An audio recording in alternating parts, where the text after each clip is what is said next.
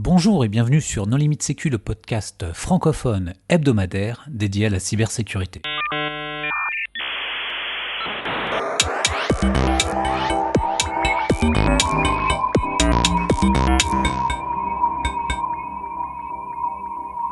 Alors aujourd'hui, nous allons parler d'un projet de règlement européen avec deux invités, Marc-Antoine Ledieu. Bonjour Marc-Antoine.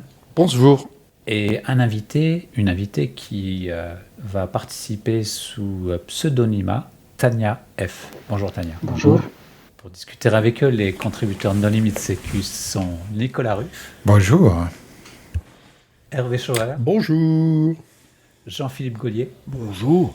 Jérôme 16. Bonjour. Et moi-même, Johan Hulova. Alors, Tania, on ne peut pas te présenter, mais on peut dire quand même que tu travailles, on va dire, dans les hautes sphères. C'est cela. Marc-Antoine, en revanche, toi, on peut te présenter. Je travaille dans les basses sphères. Est-ce que tu voudrais bien te présenter ? Oui, tout à fait. Moi, je suis avocat au barreau de Paris. J'écris des contrats dans le domaine du B2B, numérique, dans le B2B, et je me suis spécialisé dans les aspects sécurité des systèmes d'information depuis quelques années, puisqu'on voit notamment les projets de l'Union européenne qui deviennent de plus en plus nombreux. Donc moi, je les lis, et notamment quand on obtient des documents un peu sous le manteau, notamment celui que nous a communiqué Tania. Alors pour vous resituer le contexte, nous avons eu vent de ce projet qui n'est pas encore publié grâce à Marc-Antoine qui est en contact avec Tania. Alors Marc-Antoine, comment est-ce que tu as réussi à convaincre Tania d'apporter son témoignage ? En fait, le milieu des juristes, lobbyistes et des rédacteurs de ces documents qui sont quand même assez techniques c'est un petit milieu. Donc on finit par se rencontrer, et comme en plus sur 27 États membres, on n'est qu'à peu près 22 à parler l'anglais, c'est sûr que ça crée tout de suite des affinités.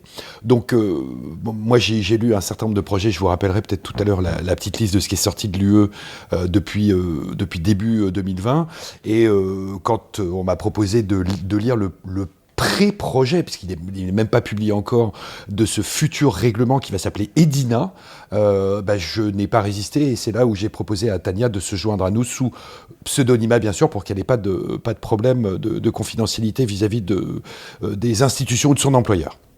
Tania, tu voulais réagir ?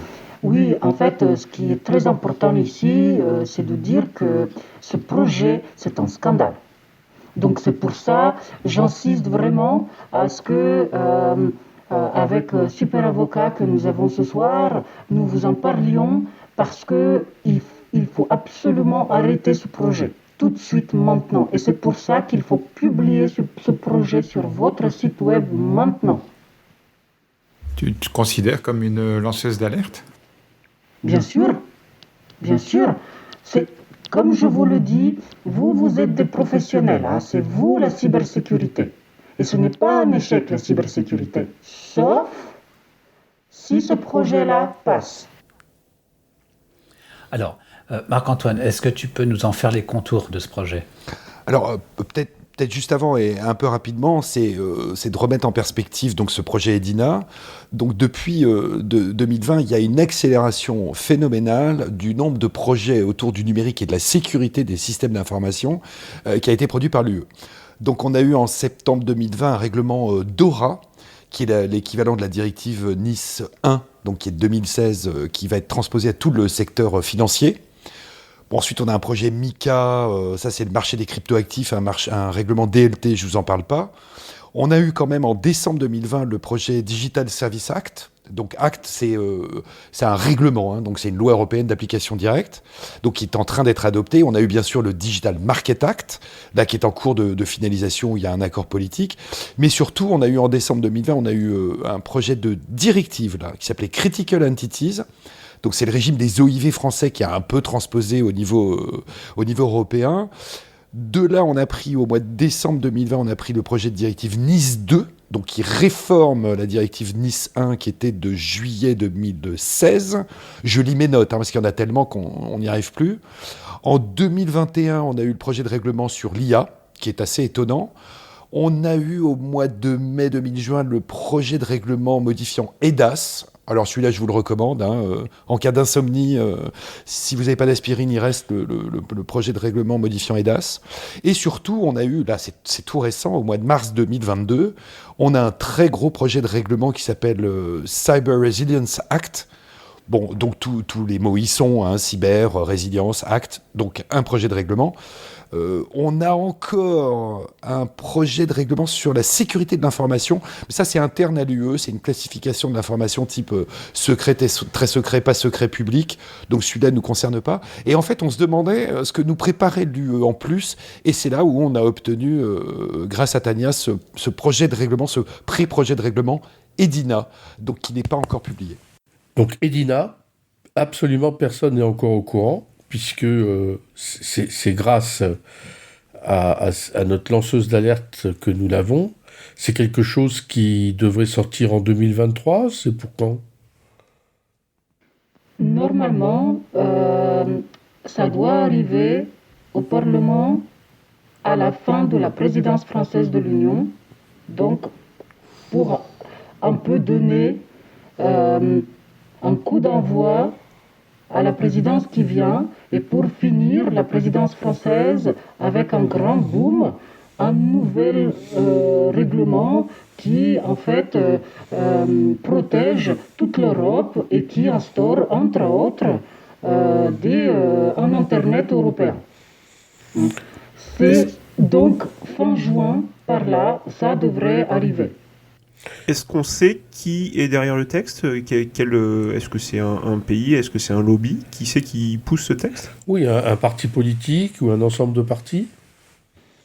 À peu près tout le monde, mais surtout la Belgique, qui en fait a des préoccupations majeures quant en fait à sa souveraineté numérique.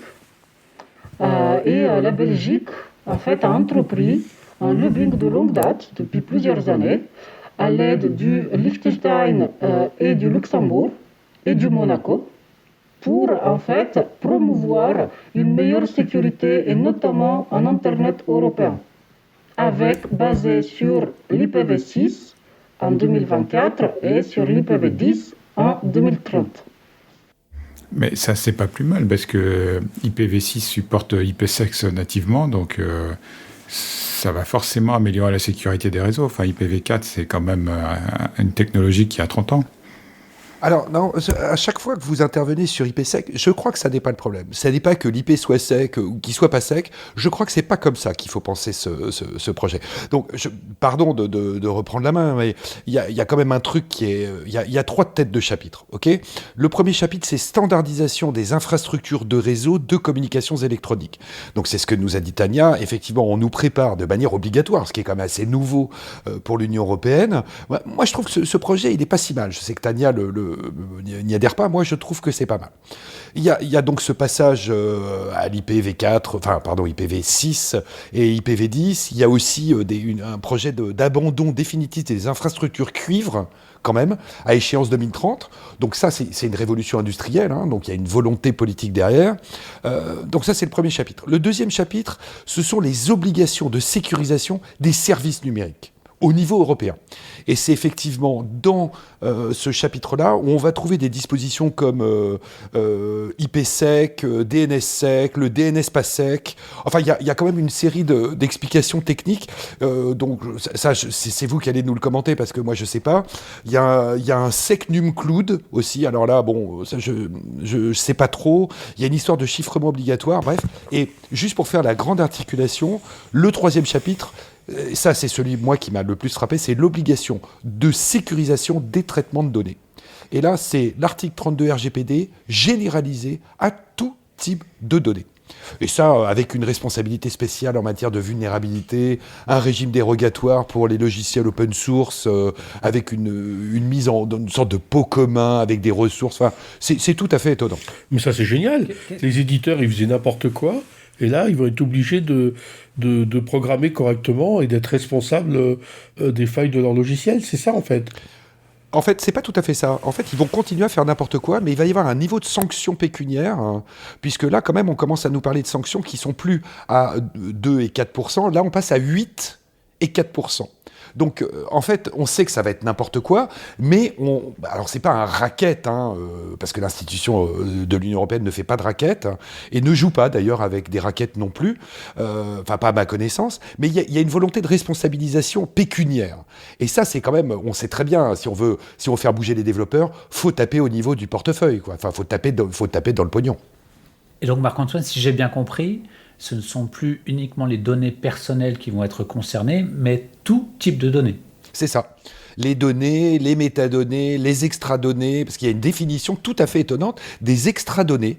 Alors, moi, je connaissais l'extranet, mais alors les extradonnées, non, il y a quelques trucs, je comprends que Tania soit un peu colère là-dessus, parce que les extradonnées, c'est un truc qu'on va pas y arriver, quoi, avec des définitions comme ça. Non, il y a d'autres problèmes, notamment toutes les données doivent être numériques, sauf que il y a une obligation pour toutes les organisations privées comme publiques d'acheter des imprimantes qualifiées par l'ENISA, et qu'elles soient à minima secrets, parce qu'il s'agit de plans de données stratégiques, extra, etc. Et donc toutes ces données doivent être numérisées pour pouvoir être couvertes là. Mais il n'y a pas de mention sur le budget qui va être alloué par les différents budgets européens ni les différents budgets nationaux à ces dépenses-là. Comment on va faire ? Comment ? Alors moi, je vous trouve un peu critique par rapport à ce projet, parce qu'il y a quand même des bonnes choses. Par exemple, la fin des corrections de failles silencieuses, vu que absolument toutes les publications logicielles seront archivées dans la blockchain, et que l'Europe va se doter de son propre système concurrent du CVE et du CVNIC chinois. Donc là, on aura la liste de toutes les failles archivées de manière permanente dans la blockchain dès leur découverte. Ça, c'est quand même un progrès. Oui, alors, si je puis me permettre, Nico, tu as raison, tu mets le doigt sur un truc important dans ce projet que moi je trouve très bien. Alors, on va garder une idée force dans ce projet, c'est la notion de souveraineté européenne. Donc, Tania le dit très justement, il y a derrière les partis souverains de pays par pays qui ont fait cette espèce d'alliance et qui ont poussé les Belges, très curieusement, qui sont montés au créneau avec ce projet. Et dans ce projet, il y a un truc tout à fait étonnant, c'est une obligation, donc à compter de l'entrée en vigueur, donc là, on va compter 2-3 ans pour adoption, 18 mois ensuite pour l'entrée effective en vigueur. Et là, il va y avoir obligation au niveau des États et dans les contrats d'abandonner le système de CVSS, le scoring du NIST, pour le remplacer par un référentiel qui sera UE, qui sera labellisé UE, qui est prévu sous le nom de EVES. Donc c'est European Vulnerability Evaluation Score. Donc, c'est vraiment cette volonté de l'Union européenne de se démarquer de cet allié parfois encombrant, en tout cas dans la tech, que sont les États-Unis.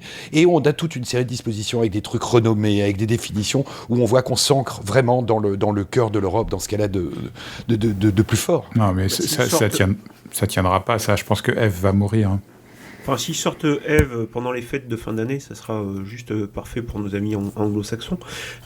Par contre, on voit à travers cette nouvelle notation, je rappelle le CVSS pour les quelques auditeurs qui nous rejoindraient, une notation de 0 à 10, 10 étant le score le plus dangereux. On a eu un Log4j récemment là-dessus. Là, on partirait plutôt sur une notation de A à F, F étant le plus mauvais score, rouge cramoisi, qui ne serait pas, je pense, sans rappeler quelques travaux récents à l'Assemblée nationale et au Sénat à propos d'un Nutri-Score de la cyberdonnée. Donc on retrouverait peut-être la patte de quelques législateurs que nous connaissons sur quelque chose sur lequel en tout cas on peut s'interroger. Non, mais il faut quand même rappeler que les CVE, c'est un truc du NIST, de l'organisme de normalisation de l'administration américaine. Donc c'est pas si mal quand même que l'Europe fasse son propre score des vulnérabilités. Oui, mais Hervé, c'est de la souveraineté, ça. Il y a combien de logiciels, de chercheurs qui sont français ou européens ?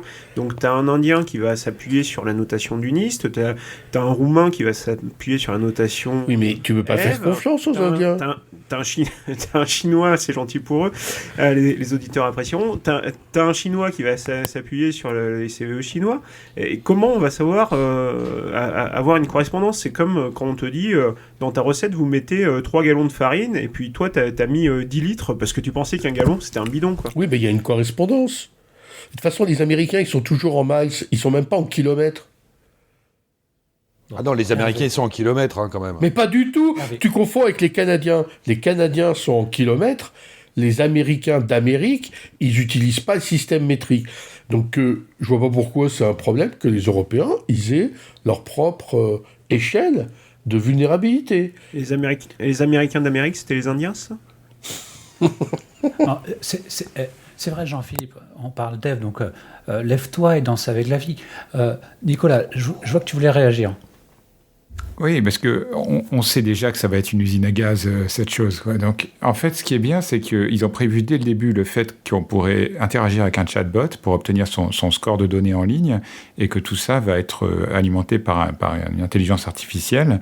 Donc, plus les gens vont en fait publier de données, et plus l'intelligence artificielle va pouvoir correctement noter, te donner ton score entre A et F. Alors après, on imagine qu'il y aura des dérives, hein, les A+, les A++, les F-, voire même les FSC, enfin voilà. Ce qu'on sait aussi, c'est que toute vulnérabilité devra donc être remontée à l'ENISA, on reviendra je pense après à l'ENISA, et que ces vulnérabilités, lorsqu'elles auront obtenu un score, seront alors stockées de manière inamovible dans la chaîne de blocs. Et oui, tu as tout à fait raison, Jean-Philippe, et c'est pour ça que c'est intéressant de mettre en perspective les différents projets de l'UE, parce que c'est la blockchain typique telle qu'elle est décrite dans le projet de règlement DLT, hein, Distributed Ledger Technology, qui est de septembre 2020. Donc on voit qu'il y a une volonté de fond de l'UE de partir massivement dans la numérisation des services, et notamment dans l'ancrage des protocoles blockchain. Ça, je pense que c'est un des traits centraux de ce projet EDINA. Alors, la partie qui n'est pas, que vous ne mentionnez pas, mais notre super avocat, il est au courant, il y a un projet qui n'est pas encore inscrit dans le texte actuel, qui concerne en fait la création d'auditeurs comme PASI, mais en fait, quand il s'agira au niveau européen d'auditer la partie blockchain, ça s'appellera OTOI, auditeur OTOI. Et quand il s'agira d'auditer la partie quantique ou la partie infrastructure, ça s'appellera NUI, auditeur NUI. Et comme ça, on aura au niveau français les auditeurs PASI et après au niveau européen les auditeurs OTOI et NUI. C'est pas du gâteau. Non, c'est vraiment difficile, c'est très très difficile à comprendre en fait lequel fait quoi, quel est le périmètre, etc. Avant d'arriver à la réforme ENISA, en fait, ce qui serait intéressant de dire et de souligner, c'est que le seul budget prévu dans ce texte, c'est un budget pour le quantique. Je reviens sur ce que je disais tout à l'heure sur l'absence de budget attribué à toutes les photocopieuses et à tous les scanners. Qui doivent être secret défense et qui doivent être qualifiés, etc. Donc toutes les organisations doivent les avoir, mais en plus, mais ils n'auront pas de budget pour ça. Le seul budget qui sera là sera celui de 2 milliards d'euros pour la recherche sur le transport quantique de données. L'idée étant qu'une fois que les données sont numériques, les datas sont digitales, en fait, là, on pourra faire du transfert quantique. Et comme ça, il n'y aura plus cette distinction qu'il y a aujourd'hui de données personnelles, extra, des données intra, etc. Tout sera données digitales. Et en fait, moi, ce que j'ai compris dans le projet, effectivement, merci Tania, c'est ça, les extra-données. C'est en fait cette conversion généralisée de la donnée pour en faire du numérique. Alors par contre, c'est là où moi je suis pas, comme c'est un document de travail, on nous parle de transport quantique de données. Moi j'avais compris transport quantifiée de données. C'est-à-dire que dans mon esprit, il y avait déjà une idée de contrôle sur le dimensionnement des tuyaux, la fibre, je sais pas quoi, mais en tout cas, il y avait une notion de on va mesurer la quantité d'informations transportées. Donc quantique, quantifié. Bon, bien sûr, moi je rentre pas sur la technique du quantique parce que j'y comprends rien, mais moi j'avais compris quantifié. Après, c'est un vraiment, texte n'est pas définitif. c'est vraiment un sujet d'innovation, de rupture, de disruption. Et donc, en fait, on parle vraiment de quantique. Il faudra que tu le relises, le document technique, le préambule technique, il faudra que tu relises. Il s'agit bien de quantique. C'est dans la droite ligne de blockchain, d'IA, de chatbot intelligent et tout ça. Et donc, en fait, les données qui vont être digitalisées vont aussi servir à l'apprentissage pour les chatbots intelligents, etc., etc. C'est d'ailleurs en relation totale avec l'abandon de la paire de cuivre, puisque comme on le sait très bien, en fait, les communications quantiques ne peuvent pas être faites sur du cuivre, parce que ça résonne en écho de chorale, et du coup, c'est proposé sur de la fibre. Alors, par contre, moi, il y a un terme que je ne connaissais pas, puisqu'on parle bien sûr en fibre, de fibre noire d'habitude, et là, est spécifié dans le texte de la fibre rouge. Donc je ne sais pas si la lumière pulsée sera d'une autre couleur ou si c'est une technologie avec un chiffrement qui change des choses. En tout cas, il faut peut-être se poser la question poser la question à des experts en telco parce que ça apporte des choses et ça apporte des choses rapidement. 2030, on y est. Mais ça fait partie de la recherche et de l'innovation disruptive. Mais pour l'instant, cette partie fibre rouge, on ne sait pas trop en fait comment la mettre parce qu'on ne sait pas si ce sera bon pour l'utiliser. Non mais les fibres rouges, c'est connu, c'est les fibres avec une forte teneur en oxygène. Oui, c'est déjà utilisé par les audiophiles. Il y en a qui en mettent dans leur salon, parce que apparemment le taux de perte est beaucoup plus faible et c'est comme ça que tu évites que les qubits ne se dissipent dans le transport. Et moi, j'ai lu dans les documents qu'il y avait moins de latence aussi. Il y avait un problème de diminution drastique du niveau de latence qui semble être scientifiquement extrêmement intéressant. Mais ça, c'est vous qui pouvez nous préciser. C'est l'effet Cherenkov qui fait que la vitesse de la lumière localement... Enfin, tu peux dépasser localement la vitesse de la lumière, oui. Et ça facilite le transit numérique, d'ailleurs, la fibre. Et donc, est-ce qu'il y a d'autres aspects de ce règlement qui sont intéressants dont on devrait parler? Il y a si je reviens sur la partie obligations, il y a plusieurs obligations au second chapitre qui sont évoquées, qui sont assez étonnantes. La première, je lis pour les auditeurs, c'est chiffrement obligatoire des communications électroniques par un VPN souverain et dont les clés seraient communiquées et connues, clés privées et clés publiques, remises à l'ENISA. Première chose, je pense que Hervé aura des choses à nous dire là-dessus. Et la deuxième, c'est protection de tous les postes de l'administration, des opérateurs d'importance vitaux et opérateurs de services essentiels, les OIV et les OSE, par un antivirus européen, doublé par un XDR, supervisé par un SOC ayant passé la certification CTPA-MOA. Alors, le séquestre des clés, ça on est d'accord, c'est une des raisons pour lesquelles, je pense que c'est un projet, ce qui a fuité. Comme on l'a vu, ça aurait été poussé par les Belges. C'est pas possible que les Français ils acceptent ça. Ce que je veux dire, il n'y a plus de sécurité avec un séquestre de clés quelque part. Mais il n'y a pas de raison que les Belges non plus acceptent ça. Non, mais les Belges, ils sont le porte-parole du projet. Moi, il y a un truc qui m'a surpris sur l'histoire de la remise des clés, le séquestre, vous savez que je ne suis pas un spécialiste de ça, c'est qu'il y a quand même marqué dans le texte qu'il faut remettre à l'autorité nationale qui, elle, la transfère au profit de l'ENISA, d'ailleurs, qui est renommée, on en reparlera peut-être.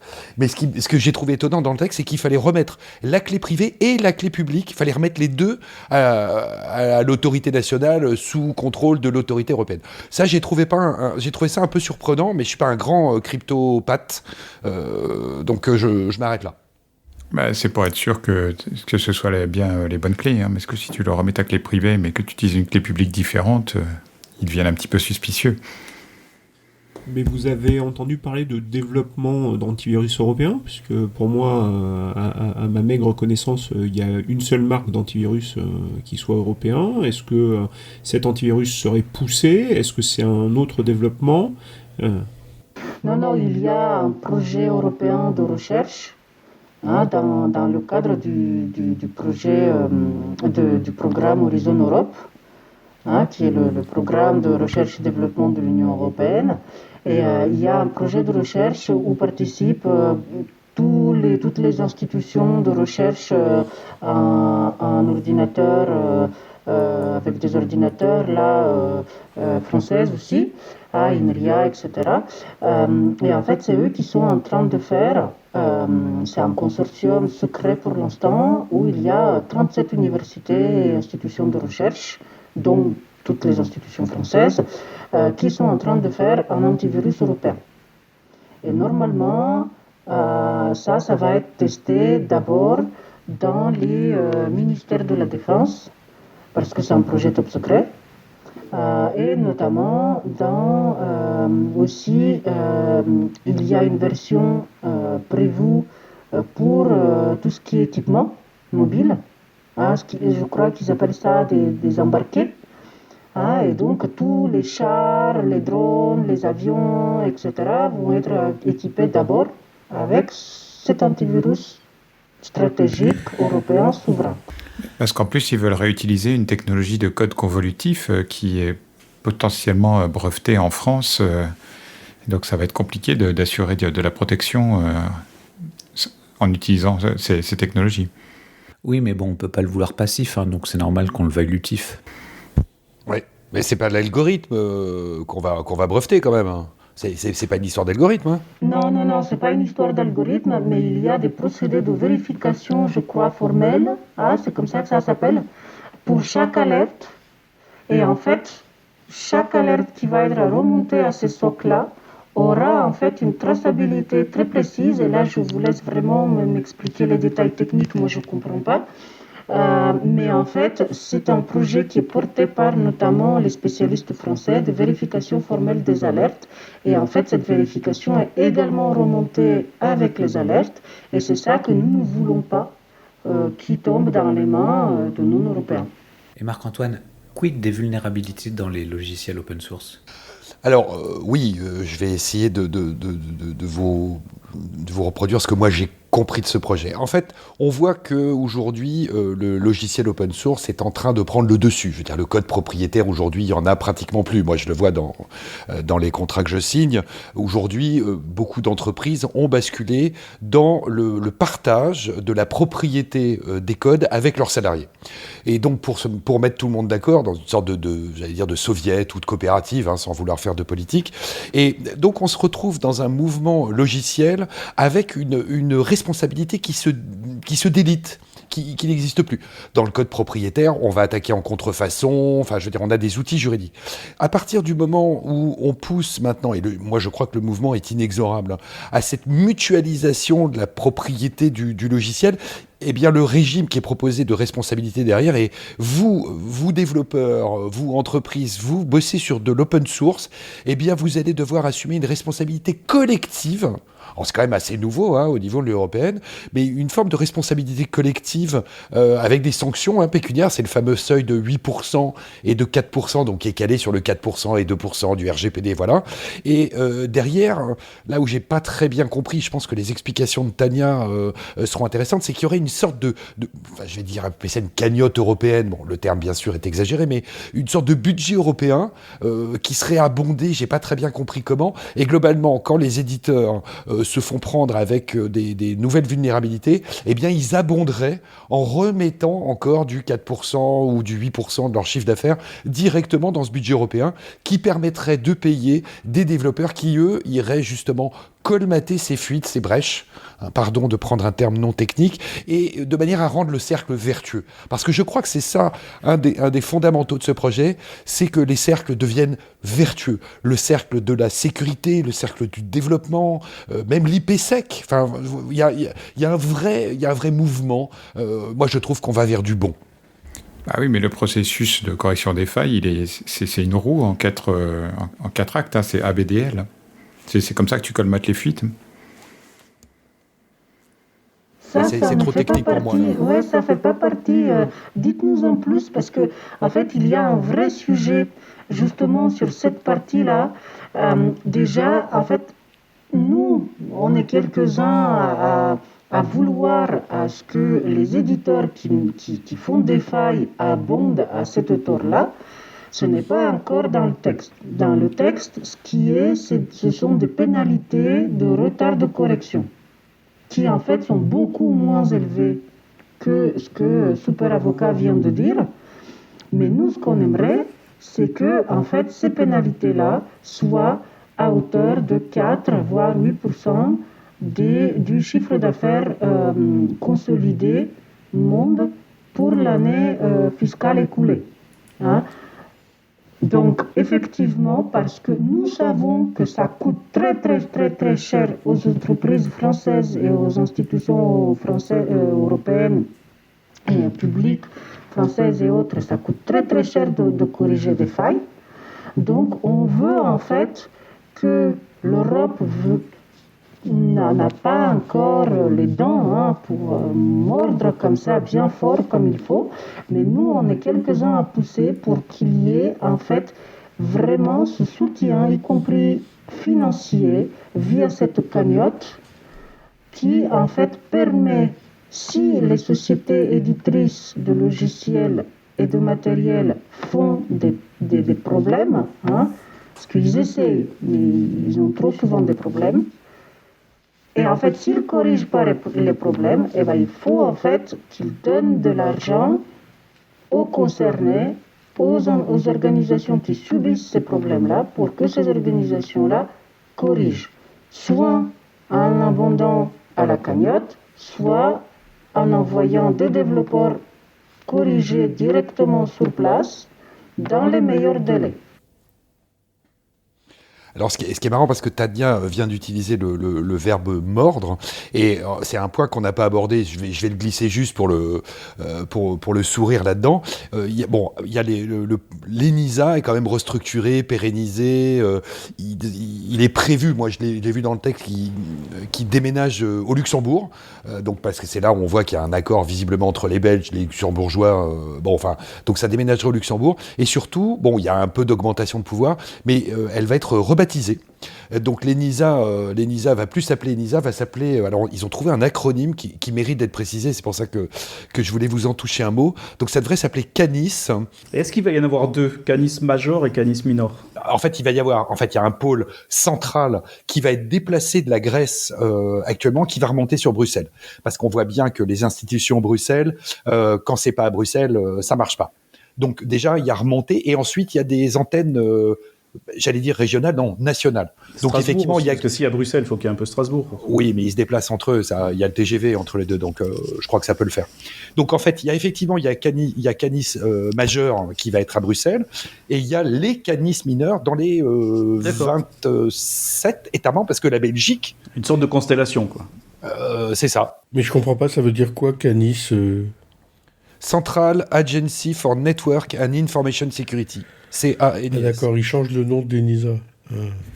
Bah oui, comme ils la font déménager, ils changent de nom. C'est le pseudonymat qui est prôné de manière générale dans l'UE. Et comme par hasard, elle revient à Bruxelles. Non, Luxembourg. Ah, Luxembourg. Ouais. Mais ils gardent une toute petite présence à Héraclion quand même. Ils vont laisser le bureau Canis Minor là-bas. Non, ils ont supprimé Héraclion. Ils ont déménagé à Athènes. Non, alors là, je sais, j'ai un copain qui était allé faire un stage là-bas. Ils ont gardé Héraclion parce que c'était près de la mer. Et en fait, il y a eu tout un mouvement social du côté d'Athènes. Et ils avaient exigé de pouvoir conserver leurs avantages acquis. Et donc, ils ont gardé le bureau d'Héraclion, mais qui est plus actif maintenant. pour ceux que ça intéresse, hein, pourquoi on perd le E comme on avait dans ENISA, hein, c'est parce que Ecanis, c'est une bactérie, donc ça passait pas partout. Ah ouais. malgré la taille. Tania, avant de conclure, Edina, comment ce nom est venu? Comment est-ce qu'il a été créé? Pourquoi? Alors, c'est une histoire qui est quand même assez politique, hein, parce que la partie Edina, elle n'a pas changé, mais en fait, il y avait la partie qui a été enlevée pour ne pas froisser les autres États membres. Vu que le projet est porté par la Belgique, le Luxembourg et le Liechtenstein, en fait, le projet initial s'appelait Bledina.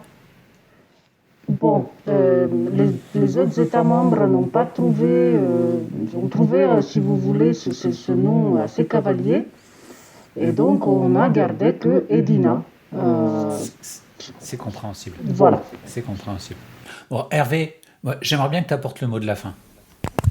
Eh bien, écoutez, j'espère que ce nouveau règlement européen nous permettra d'entrer dans une nouvelle ère où nous serons tous européens dans un état de plénitude sécuritaire, tranquille. Le rançongiciel aura disparu, les espions aussi, et les Et consultants seuls survivront. Et le Père Noël arrive. Et la sécurité sera un énorme succès. Oh, ça c'est de la conclusion, Hervé. Allez, avant de nous quitter, une page de publicité. VPN, une réduction immédiate exceptionnelle avec le podcast No Limit Sécu. Tapez 3615 qui n'en veut et rentrez le code j'en veux. Voilà, cet épisode s'achève. Marc-Antoine, merci beaucoup d'avoir accepté notre invitation. Chers auditeurs, nous espérons que cet épisode vous aura intéressé et nous vous donnons rendez-vous la semaine prochaine pour un nouveau podcast. Au revoir. Au revoir.